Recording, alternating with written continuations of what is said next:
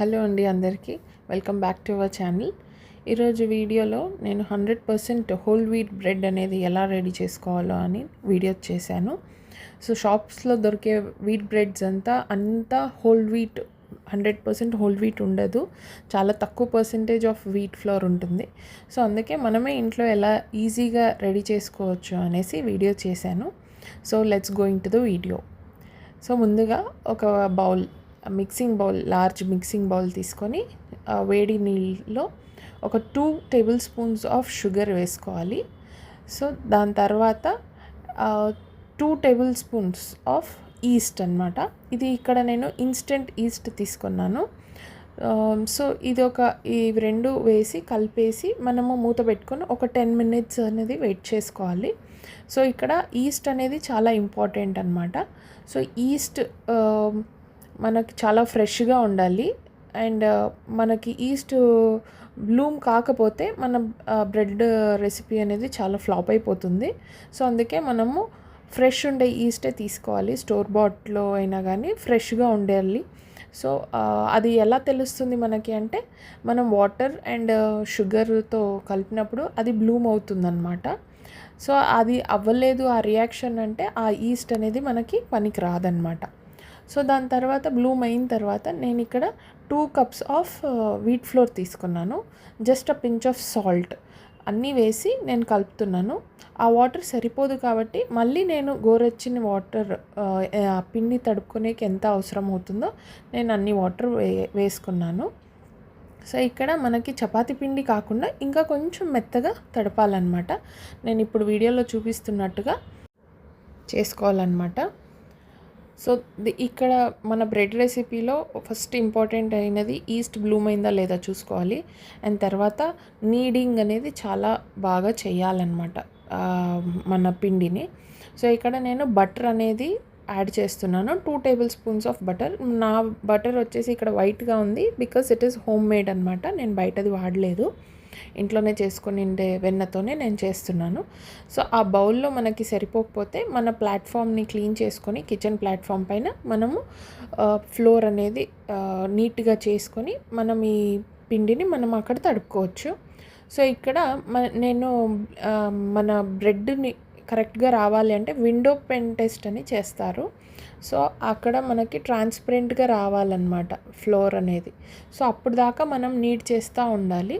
Almost ఒక 10 minutes ఒక timer పెట్టుకొని 10 మినిట్స్ అనేది మనము ఆ పిండిని బాగా నీట్ చేయాలన్నమాట. సో చాలా సాఫ్ట్గా అయిపోవాలి మన పిండి అనేది.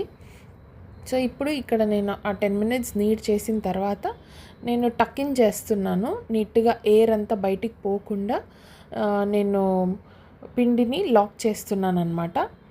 సో మనము ఈ పిండిని తీసుకెళ్ళి మళ్ళీ మనము ప్రూఫింగ్ కోసం పెట్టాలన్నమాట. ఆల్మోస్ట్ ఒక 1 అవర్ ప్రూఫింగ్ కోసం పెట్టాలి. ఇప్పుడు సైజు పిండి ఎలా ఉందో ప్రూఫింగ్ అయిన తర్వాత ఇది దీని డబుల్ అవుతుందన్నమాట. సో ఇక్కడ నేను ప్రూఫింగ్ పెట్టేటప్పుడు ఆయిల్ అనేది రాస్తున్నాను పిండికి. సో ఈ పిండి అనేది ఆరకూడదు, ఆరితే దానిపైన ఒక లేయర్ లాగా ఫామ్ అవుతుందన్నమాట. మనకు ఆ లేయర్ కాకూడదని చెప్పి నేను ఆయిల్ అనేది పూస్తున్నాను.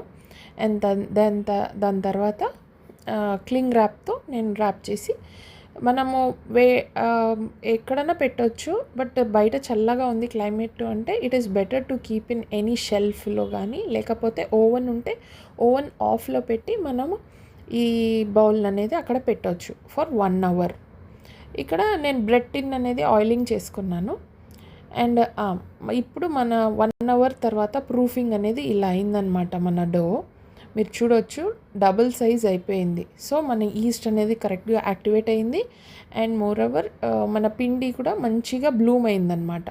ఇక్కడ చూస్తే మీకు జాలి లాగా వస్తుందన్నమాట మన పిండి. అంటే ఎంత బ్యూటిఫుల్గా మన బ్రెడ్ డో అనేది రెడీ అయింది ఇక్కడే తెలుస్తుందన్నమాట. సో ఇదంతా అయ్యేది మన నీడింగ్ నుంచి and mostly with the east అనమాట. ఈస్ట్ యాక్టివ్గా ఉంది, ఈస్ట్ ఫ్రెష్గా ఉంది అని అంటే మనకి బ్రెడ్ అనేది చాలా బాగా వస్తుంది.